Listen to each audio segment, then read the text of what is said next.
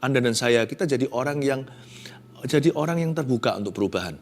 Kalau perubahan itu adalah dari Kristus, bukan segala perubahan. Kalau perubahan yang bukan dari Tuhan itu kemunduran. Itu berarti kelunturan. Tapi kalau perubahan yang dari Kristus, jadilah orang yang terbuka untuk itu, apalagi kalau itu demi kebaikan yang lebih besar, for the greater good. Untuk kepentingan bersama, bukan kepentingan pribadi. Alangkah baiknya kita belajar untuk mengembang dalam karakter kita. Untuk yang kain yang baru, untuk orang-orang yang baru, kita rasa kamu belum di levelku. Tapi bisa nggak kita turun level ke level dia?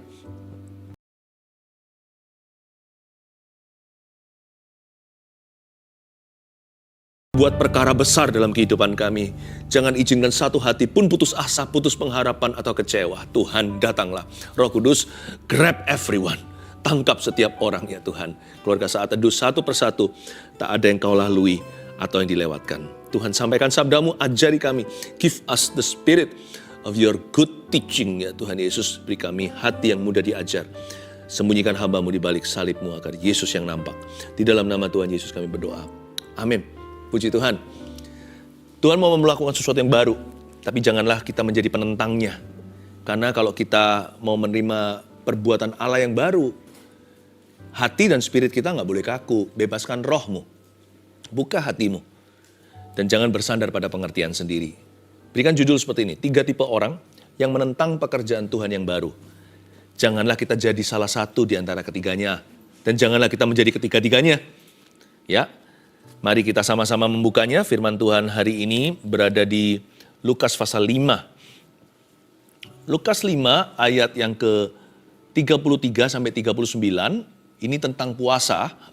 Tapi ada banyak sekali kebenaran tentang kehidupan. Bukan hanya puasa saja. Ayat 33, orang-orang Farisi itu berkata pula kepada Yesus, murid-murid Yesus sering berpuasa dan sembahyang. Murid-murid Yohanes sering berpuasa dan sembahyang. Demikian juga murid-murid orang Farisi. Tetapi murid-muridmu makan dan minum. Jawab Yesus kepada mereka, dapatkah sahabat mempelai laki-laki disuruh berpuasa, sedang mempelai itu bersama mereka? Tetapi akan datang waktunya, apabila mempelai itu diambil dari mereka, pada waktu itulah mereka akan berpuasa. Ia mengatakan juga suatu perumpamaan kepada mereka. Tidak seorang pun mengoyakkan secarik kain dari baju yang baru untuk menambalkannya pada baju yang tua. Jika demikian, yang baru itu juga akan koyak, dan pada yang tua itu tidak akan cocok kain penambal yang dikoyakkan dari yang baru itu. Demikian juga tidak seorang pun mengisikan anggur yang baru ke dalam kantong kulit yang tua. Karena jika demikian, anggur yang baru itu akan mengoyakkan kantong itu, dan anggur itu akan terbuang dan kantong itu pun hancur. Tetapi anggur yang baru harus disimpan dalam kantong yang baru pula.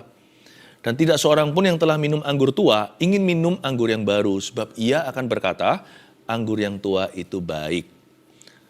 Nah, kedatangan Yesus waktu itu membuat banyak orang Farisi, ahli Taurat tidak bisa menerimanya.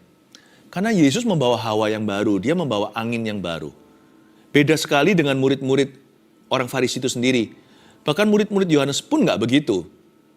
Yesus membawa perjanjian baru. Dan mereka belum ready untuk itu. Coba lihat ayat 33 sekali lagi kita baca. Orang-orang Farisi itu berkata pula kepada Yesus. Ini ngomong langsung ke Tuhan. Protesnya begini. Murid-murid Yohanes loh sering berpuasa dan sembahyang. Nggak ada salahnya dengan puasa dan sembahyang.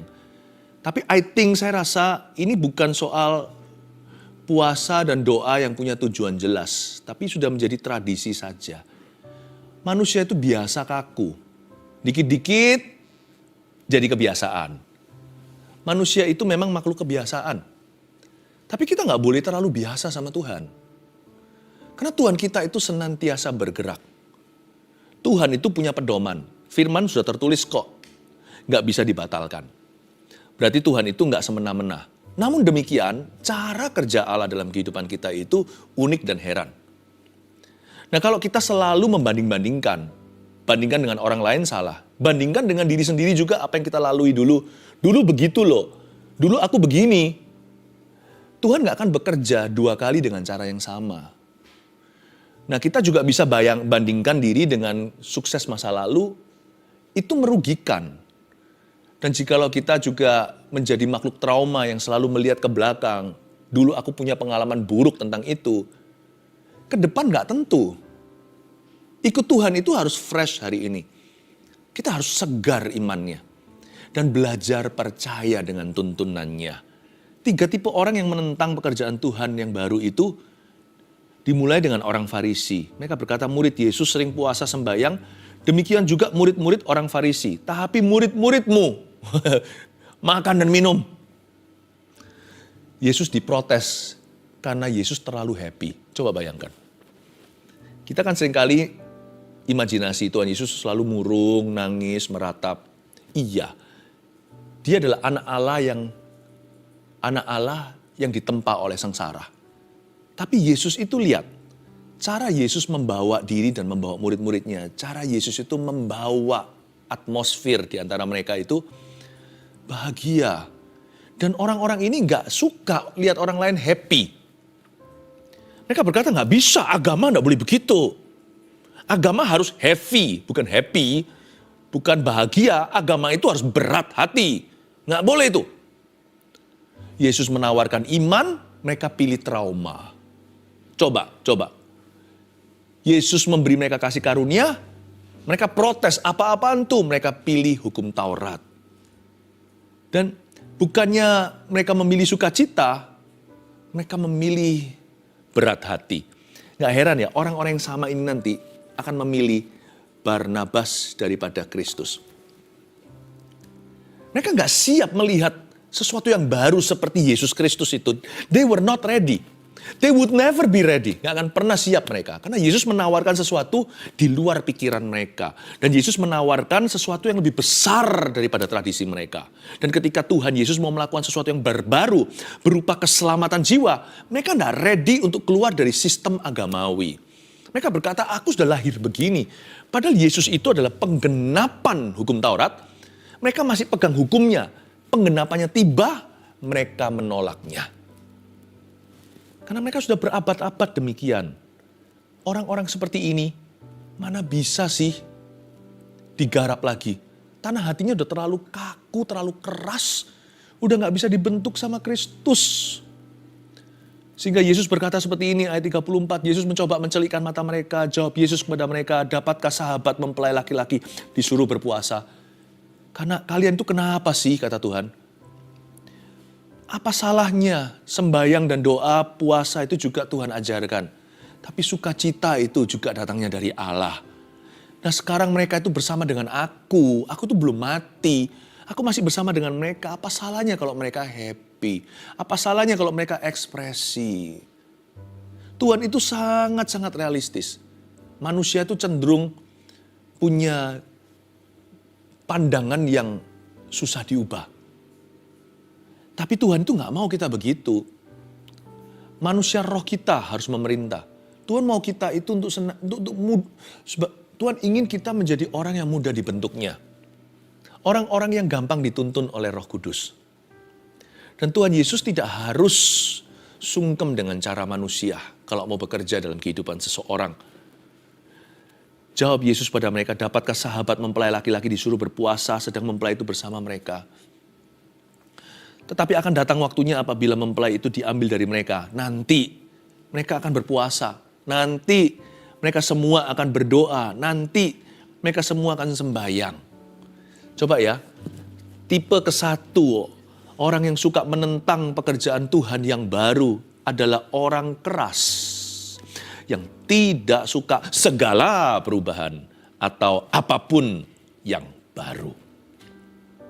Orang seperti ini susah ngikut Tuhan. Jikalau mereka pernah ikut Tuhan, ya sudah sampai situ doang. Hanya sekian, sampai sana saja. Tuhan gak bisa memperkenalkan sesuatu yang baru lagi kepadanya. Ya. Dunia orang seperti ini itu sempit.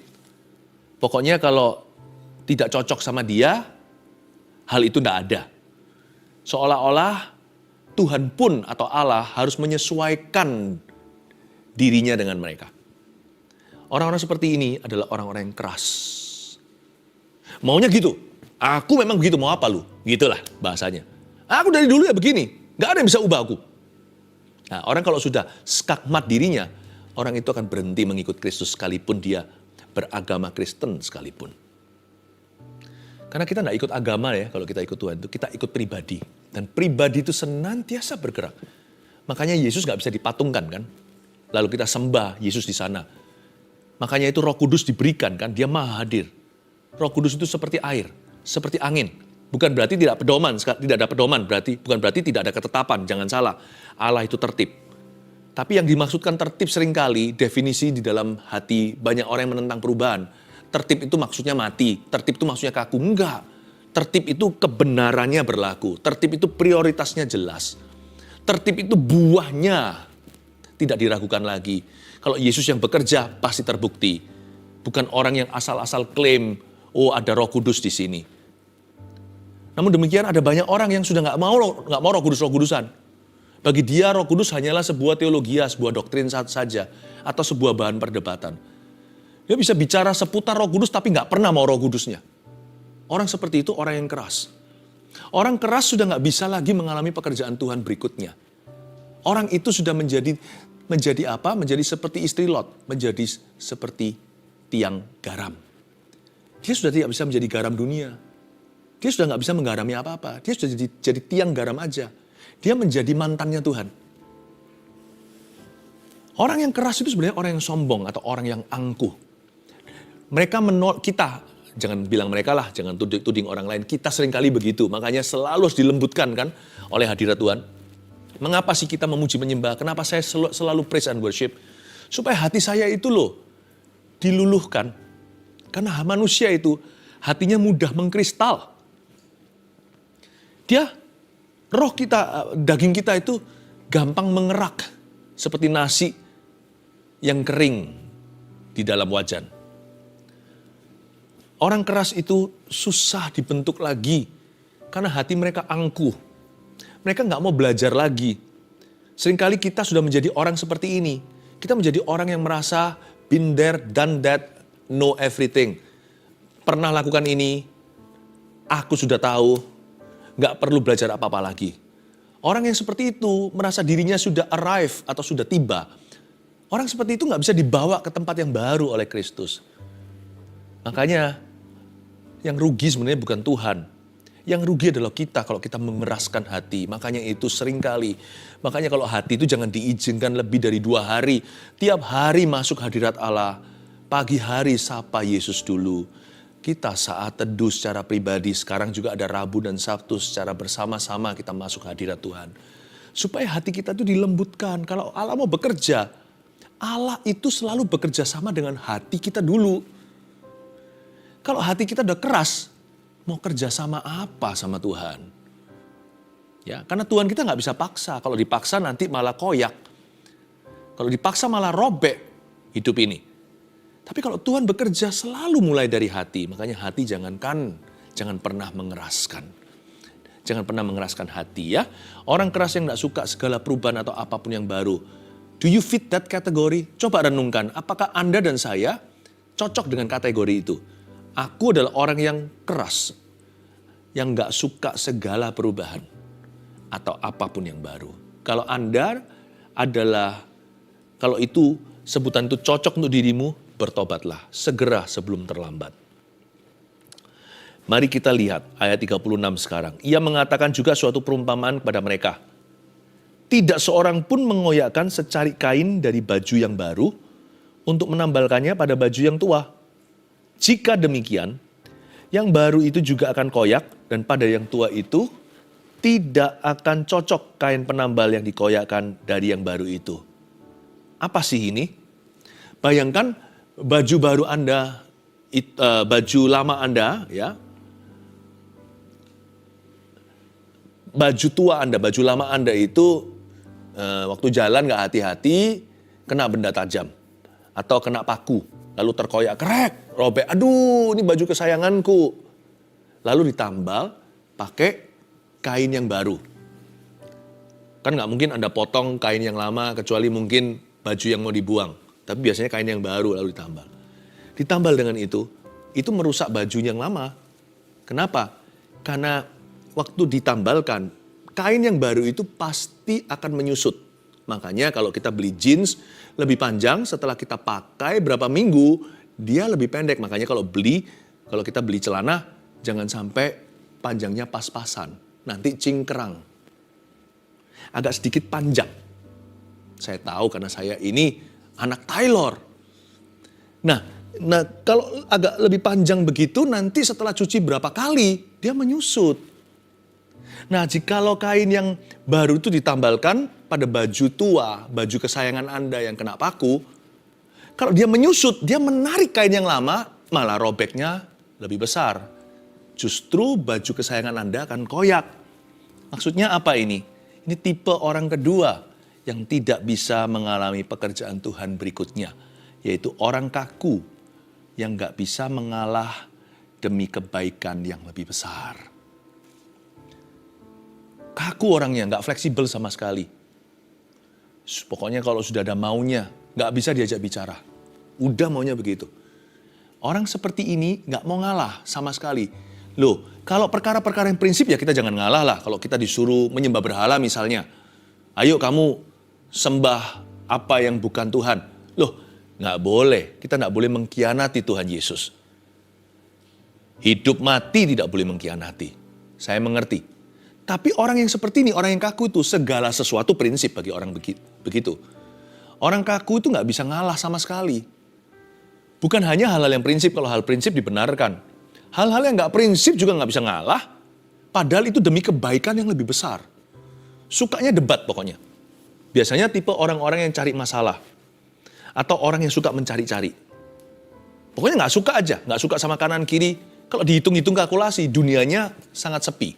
Sunyi senyap. Karena semua orang salah kecuali dia. Ya, nanti lihat ya, kalau orang itu punya teman atau punya seolah-olah punya sahabat, itu pun karena nanti cepat lambat ketika nggak ada lagi orang lain diserang, dia akan serang sahabatnya. Kain baru itu akan mengoyakkan kain yang lama. Sebab kain lama tidak bisa turut menyusut. Paham maksud saya? Jikalau kain baru itu menyusut, kain lama itu harusnya berkembang. Supaya bisa mengimbangi susutan kain baru. Dan kalau orang tidak bisa mengembang dan mengalah, ya sudahlah. Untuk hal-hal yang sifatnya non-prinsipal, yang tidak prinsipil.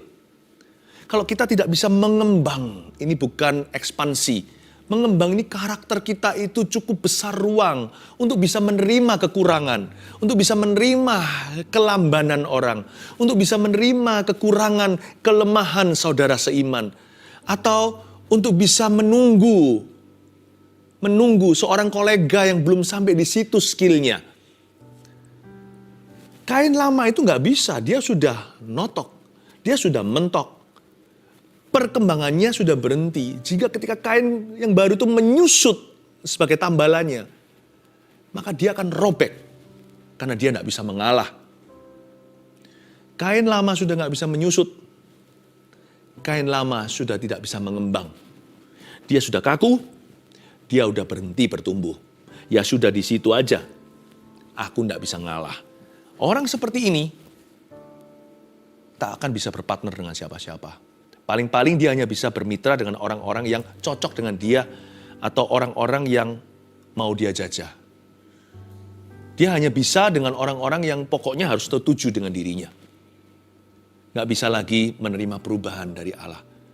Jangan ya, please mari kita, Anda dan saya, kita jadi orang yang terbuka untuk perubahan. Kalau perubahan itu adalah dari Kristus, bukan segala perubahan. Kalau perubahan yang bukan dari Tuhan itu kemunduran. Itu berarti kelunturan. Tapi kalau perubahan yang dari Kristus, jadilah orang yang terbuka untuk itu. Apalagi kalau itu demi kebaikan yang lebih besar. For the greater good. Untuk kepentingan bersama, bukan kepentingan pribadi. Alangkah baiknya kita belajar untuk mengembang dalam karakter kita. Untuk yang kain yang baru, untuk orang-orang yang baru, kita rasa kamu belum di levelku. Tapi bisa nggak kita turun level ke level dia? Bisa nggak kita turun ke levelnya? Itu menunjukkan karakter loh. Tidak perlu karakter untuk seseorang memerintah, karena main perintah itu paling gampang. Tapi untuk kita bisa mengalah, menjemput orang, wah itu kakak-kakak iman. Saya rasa orang seperti ini tuh biasanya yang dipercaya Tuhan ini, itu dan ini. Bukan orang yang kaku, tapi orang yang fleksibel dengan sesamanya. Bukan orang kompromi, sekali lagi ya, kompromi itu prinsip. Fleksibel itu di perkara-perkara yang sifatnya oke untuk mengalah. Nggak bisa. Padahal nggak ada di Alkitab ya. jenis ministry, pelayanan contohnya. Misalkan, gembala sidangnya dalam konteks gereja mau mengadakan sebuah perubahan. Ya, semua gerbong ditarik ke sana, contohnya. Padahal ini bukan perkara benar atau salah, karena tidak ada tertulis di dalam Alkitab, tapi hanyalah sifatnya kebijakan atau wujud pelayanan, atau sebuah strategi yang dari Tuhan. Mau ditarik nih ke situ, nggak bisa, kaku. Aku nggak bisa, pokoknya begini, kalau nggak cocok dengan dia, langsung dia pasti akan utarakan protesnya dalam kata-kata yang pedas dan berkata, kok begitu? Gereja kok begini? Padahal itu bukan benar atau salah. Gembalanya juga nggak benar atau salah. Dia juga nggak benar atau salah. Tapi pokoknya nggak mau ngalah.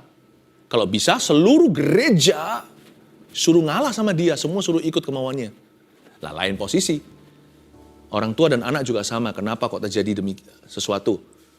Ya kan pasti ada sesuatu yang kaku di situ. Dan sehingga tidak bisa terjadi keharmonisan. Dalam dunia kerja juga sama. Ya, pokoknya begini, ada orang yang benar-benar OCD atau apa. Lurus harus begitu, miring sedikit nggak bisa, mejaku di sana. Wah, tidak bisa terjadi pembaharuan. Nanti disalib, nanti akan dibalap oleh toko sebelah. Karena tidak pernah renovasi diri, tidak pernah pembenahan, tidak pernah berbenahkan apa-apa. Sehingga maunya ya begitu, orang kaku akan kalah. Karena Tuhan suruh kita tulus dulu, tapi jangan lupa cerdiknya. Cerdik itu bukan kompromi sekali lagi. Seperti ular, bukan ular. Berarti kita disuruh cerdik dengan cerdik namun berprinsip. Tapi banyak orang mentang-mentang punya prinsip, kaku mati. Seperti seolah-olah rohaninya sudah dikanji. Susah kan digigit? Kebanyakan kanji masakannya. Dagingnya pun membuat semua gigi mental semua. Ada orang tertentu sudah tidak bisa dikunyah, tidak bisa diproses oleh Allah. Jangan kaku ya. Kalau Anda mau masuk dalam pekerjaan Tuhan yang lebih besar, next year, jangan kaku dalam pekerjaan, jangan kaku dalam pelayanan, jangan kaku dalam hidup bersama, jangan kaku dalam keluarga, jangan kaku dalam rumah tangga. Be negotiable. Yang bisa diajak bicara, diajak negosiasi. Kalau hal-hal itu bukan soal prinsip atau kompromi. Nah, lalu yang berikutnya yang terakhir kita melihat sekarang ayat yang ke-37. Oh, sebelumnya ya, tadi sebelumnya itu ada kata tidak akan cocok kan. Kain itu tidak akan cocok pada pakaian yang tua. Nah, saya senang ini, ada orang tertentu yang tadi nggak cocokan sama orang. Udah nggak cocokan deh sama orang. Ini nggak cocok, itu nggak cocok, lama-lama kita mikir. Itu orang lain nggak cocok sama dia atau dia yang nggak cocok sama seluruh dunia. Saya ngomong begini kalau ada yang tersindir, saya nggak nyindir siapa-siapa loh. Saya betul-betul hati saya itu masuk hadirat Tuhan, beri firman gitu itu plong hati dan polos-polosan. Saya menyampaikan semua itu seperti senapan mesin mulut saya itu diisi peluru-peluru firman. Yang keluar kata-kata hikmat begini, tidak ada satupun yang terpikirkan. Saya bahkan tidak tahu kalimat berikutnya ini apa. Saya hanya tahu poin 1, 2, 3, sudah disiapkan untuk Anda dan ini adalah ayatnya. Jadi kalau ada yang merasa, loh kok aku seperti dikuliahi, seperti dibicarakan, seperti sekarang bicara langsung kepada kita, kepada Anda secara pribadi, jangan lupa ya, ada faktor R di sini dengan R huruf besar, Roh Kudus. Mari kita terbuka hatinya. Tujuan akhir daripada apa yang saya sharingkan ini adalah supaya Anda bisa bergulir dalam rencana Allah. Supaya rencana Tuhan semakin sempurna dalam kehidupan kita. Ayat 37, demikian juga tidak seorang pun mengisikan anggur yang baru ke dalam kantong kulit yang tua. Nah sekarang anggur. Karena jika demikian anggur yang baru itu akan mengoyakkan kantong itu dan anggur itu akan terbuang dan kantong itu pun hancur. Nah sayang kan anggurnya, anggur kan mahal. Anggur yang murah aja mahal. Nah ini maksudnya apa? Ini tipe orang ketiga. Tulis dulu, orang yang stagnan. Orang stagnan yang tidak mau berkembang demi perkara yang besar. Ya, orang stagnan. Jadi dia sudah nggak mau bertumbuh. Udah cukup bagiku, enough is enough. Ayo dong belajar sesuatu yang baru. Nggak mau lah, aku udah umur berapa. Umur itu hanya angka. Memang betul sih, ada waktunya manusia itu paling cepat belajar. Makanya itu usia belajar itu kecaplah pendidikan. Kalau memang belum waktunya, apalagi orang tua mampu, kejarlah pendidikan dengan baik, jangan malas-malasan. Kalau hari-hari ini online gitu, Zoom dan sebagainya, jangan terus tidur-tiduran. Itu waktu berharga, itu waktumu sedang hangus. Setiap kali tambah tahun, dan ada orang-orang menyanyikan happy birthday to you, menurunlah IQ belajarmu. Maaf, maksud saya bukan menurun tahun demi tahun. Dia bisa menanjak, tapi menanjak untuk menurun. Mungkin di usia belasan tahun hingga 20 sekian, itu masih menanjak kan? Nanti umur 40. Udah menurun. Anda itu sudah ditakdirkan ke arah menurun untuk terima sesuatu yang baru. Makanya belajar yang sungguh-sungguh. Waktumu itu di countdown sama tubuh atau sama otak kita. Jangan sampai kita itu asal-asalan. Ya. Makanya itu bahasa misalkan. Kalau orang masih umur 5-6 tahun. Atau dia belum umur 10. Dia pindah negara. Bahasa aslinya lupa. Bahasa baru melekat padanya. Kalau dia pindah luar negeri, dia udah lupa bahasa Indonesia, ngomongnya Inggris. Atau sebaliknya, ya kan? Kalau seumpamanya dia dulu kecilnya pernah sekolah di luar negeri mana, tapi setelah itu masih terlalu kecil dia pulang ke Indonesia, lupa semua bahasa asing itu. Memang ada usia-usia yang cepat sekali belajar. Tapi kalau bahasa atau pendidikan bisa demikian, tapi kalau kehidupan kita harus terus belajar. Nggak ada usia kadaluarsa. Kalau Tuhan kita harus terus belajar. Ya, tentang perkara-perkara Tuhan. Makanya itu jangan pernah berkata, aku nggak mau bertumbuh, aku pokoknya maunya begini. Karakter kita harus terus berubah. Kejar-kejaran dengan waktu. Semakin cepat karaktermu berubah, semakin tidak kaku tahun yang akan datang ini. Ya, karena itu jangan jadi orang yang stagnan. Fight. Hari-hari ini di gereja yang saya gembalakan, gembala-gembala kami setelah puluhan tahun di dalam pelayanan, sekarang mulai lagi melanjutkan pendidikan secara formal. Ambil sarjana 2 dan sebagainya. Saya senang sekali bangga melihat mereka-mereka. Gak pernah ada kata tua, sekalipun lebih susah dibanding dengan anak umur belasan atau yang masih umur 20 sekian. Mereka semua yang ngambil pendidikan ini lagi, udah di atas 40 semuanya. Tapi mereka menantang dirinya sendiri untuk bertumbuh. Saya suka, mentalitas tidak stagnan, sekalipun gak secepat anak muda belajarnya, tapi orang-orang begini akan belajar sesuatu yang baru. Dan Tuhan pasti akan memberi upah. Tidak mungkin tidak. Jangan jadi orang stagnan. Aku gak bisa. Ya sudah begini aku. Udah telat. Jangan pernah berkata terlambat. Ya, aku gak bisa baca. Orangnya dari dulu juga gak bisa baca. Saya gak suka baca kok. Dulu waktu sekolah aja gak pernah baca. Makanya sekarang pastor jangan paksa saya dong baca Alkitab. Kejadian sampai Wahyu. Kalau nggak paksa saya juga nggak habis ini. Karena kalau kita suruh pilih, mau baca Alkitab atau mainan, ya pasti kita semua sukanya hobi. Makanya ada disiplin yang tinggi. Orang yang stagnan tidak beralasan. Orang yang nggak mau stagnan itu loh, nggak akan beralasan. Tapi orang yang stagnan akan penuh dengan alasan. Nggak bisa, memang aku begitu. Aku masih seperti yang dahulu. Jangan begitu. Ada mujizat Tuhan. Ada faktor R tadi, ada Roh Kudus di dalam dirimu, dia terlebih besar. Ya, anggur itu akan terbuang. Kenapa sih? Saya tunjukkan ya. Itu kirbat yang lama, kantung anggur yang lama itu, dia itu sudah nggak bisa berkembang seperti kain tua. Seperti baju kesayangan Anda itu, baju lama itu. Nah, ketika dimasukkan anggur yang baru, jangan lupa, anggur baru itu belum selesai proses fermentasinya. Jadi dia masih ada semacam gasnya. Misalnya soda, ya kan? Masih ada gasnya itu. Dan itu membuat akhirnya serat-serat dari kirbat itu harus mengembang. Karena gasnya anggur itu, anggur baru itu masih terus fermentasi.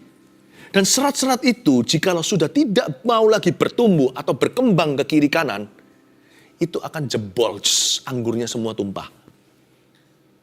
Apapun yang Tuhan mau berikan dalam hidup Anda, perkara ilahi yang besar dan perkara baru. Kalau sifat kita itu beralasan dan kita selalu punya excuse, aku tidak mau berubah, aku tidak mau bertumbuh, aku ya begitu. Orang yang stagnan dan tidak mau berkembang lagi, dikasih Tuhan perkara yang baru juga percuma. Jebol nanti hidupnya dan orang lain dirugikan. Karena itu, tolaklah untuk menjadi orang stagnan. Ya. Nah, orang yang seperti ini tidak bisa bertumbuh lagi. Ayat 39 terakhir, dan tidak seorang pun yang telah minum anggur tua ingin minum anggur yang baru. Sebab ia akan berkata, anggur yang tua itu baik. Nah, Tuhan Yesus menjelaskan sekarang ada urapan untuk melawan. Orang yang minum anggur tua, ini bukan anggur lama ya. Anggur lama apalagi kalau disimpan di temperatur yang salah, nanti akan ada kerak-keraknya. Dan itu nggak baik, dan itu jadi anggur rusak, anggur lama yang tidak dijaga. Anggur tua ini yang dijaga di temperatur. Misalnya di luar negeri, kita pernah baca magazine, mungkin majalah, gimana mereka simpan anggur itu di bawah tanah, disimpan di temperatur tertentu, disimpan di sebuah selarnya. Wah, itu tambah lama, tambah tua, tambah mahal. Ya, bahkan ada anggur yang harganya itu sampai nggak masuk akal. Dari tahun berapa, 1900 berapa. Wah, orang yang sudah minum anggur tua, tidak mau minum anggur baru, karena anggur baru masih kasar. Kalau dicicip dengan lidah mereka yang expert atau yang ahli, ini anggur yang murah. Maksudnya Yesus apa ini? Tiba-tiba kok berubah haluan bicaranya. Maksudnya gini loh, anggur tua tidak sama dengan anggur lama.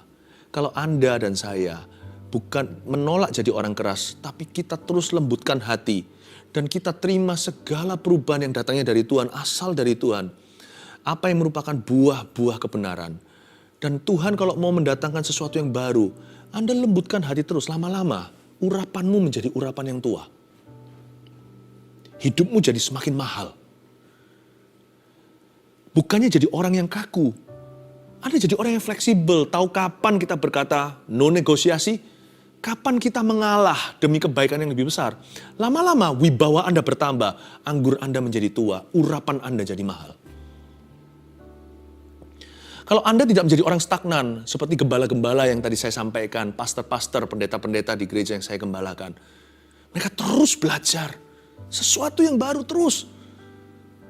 Bahkan sekarang kuliah mereka umur 40 sekian baru belajar bahasa Inggris sungguh-sungguh sebagai first language atau sebagai bahasa pertama, bahasa ke-1. Wow! Orang yang terus melawan arus, aku gak mau stagnan, aku mau tumbuh pokoknya.